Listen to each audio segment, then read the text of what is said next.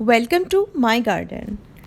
Money plant को propagate करने के बहुत सारे तरीके हैं, लेकिन उसमें सबसे ज़्यादा कामयाब तरीका जो मेरे नज़दीक है वो है स्टेम से करना।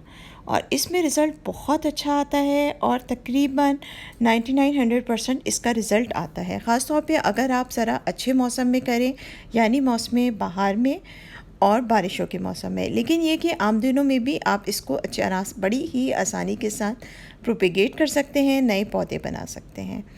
अब आप देखें, मनी प्लांट की आपकी कोई भी स्टेम्स लंबी कहीं से भी गुजर रही है, अक्सर देखा होगा कि बराबर के गमलों में ही उसकी रूट्स बिल्डअप हो जाती हैं।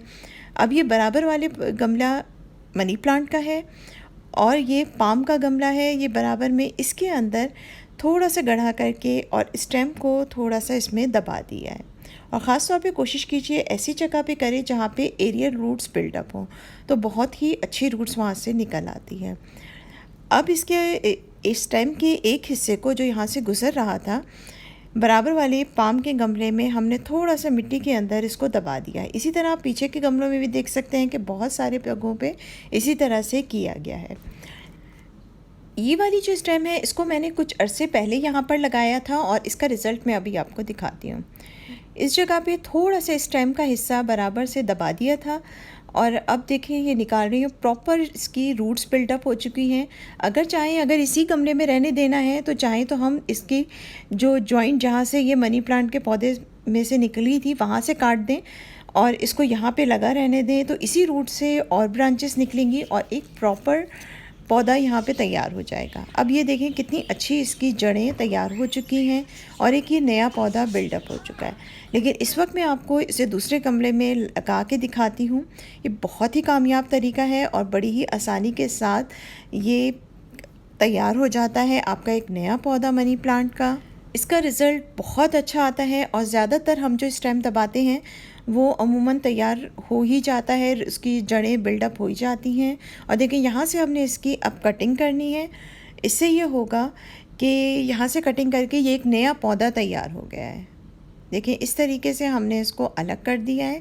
अब हम इसको एक दूसरे गमले के अंदर नए पौधा बनाएंगे, एक नया गमला तैयार करेंगे। एक छोटे से पॉट पे अभी फ़िलहाल मैं इसको लगा रही हूँ। अब अपने किसी भी मनी प्लांट के साथ बराबर में दूसरे छोटे गमले, छोटे पॉट्स रख के और उनसे बहुत सारे पौधे तैयार कर सकते हैं। अब ये देखिए एक और दबा दिया। इसी तरह से एक ही पौधे के अंदर, एक ही गमले के अंदर, क्योंकि पाम का पौधा भी हल्के से शेड में होता है और उसको भी उसी तरह हल्की सी धूप और थोड़ी सी इनडायरेक्ट सनलाइट, थोड़ा सा इसी तरह का मॉइस्चर वाला एनवायरनमेंट चाहिए होता है जैसा कि हमारे मनी प्लांट को चाहिए होता है।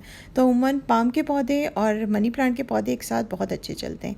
अब ये पीछे के एरिया में भी बहुत सारे ऐसे स्टेम्स हैं जिसको ज़मीन में चलते हुए इसको दबा दिया है और ये बहुत सारे पौधे तैयार हो चुके हैं।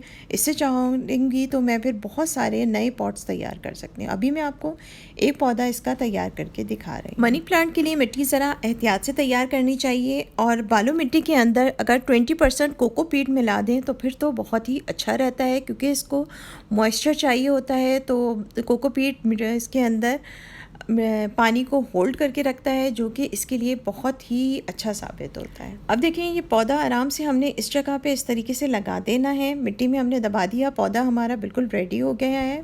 मिट्टी में घर का बना हुआ फर्टिलाइज़र ज़रूर हमने ऐड करना है और मिट्टी को हमेशा मॉइस्चर लेना है, वेल ड्रेन सॉइल लेनी है। तकरीबन हफ्ते से 15 दिन तक इस पौधे को हमने शेड में रखना है ताकि ये अच्छी तरह से सेटल हो जाए और इसकी जड़ें नई मिट्टी के अंदर बिल्कुल सेट हो जाएं। ख़ास तौर पे गर्मी के मौसम के में अपने मनी प्लांट के पौधों का बहुत ज़्यादा ख्याल रखिएगा और तेज़ शदीद धूप से बचाइएगा और मॉइस्चर ज़रूर रखिएगा। इस पे पौधों पे भी स्प्रे करते रहिएगा और साथ ही साथ इसकी मिट्टी भी नमी वाली रखिएगा। चैनल को लाइक, शेयर और सब्सक्राइब तो फ़ौरन ही कर लीजिएगा। Take care.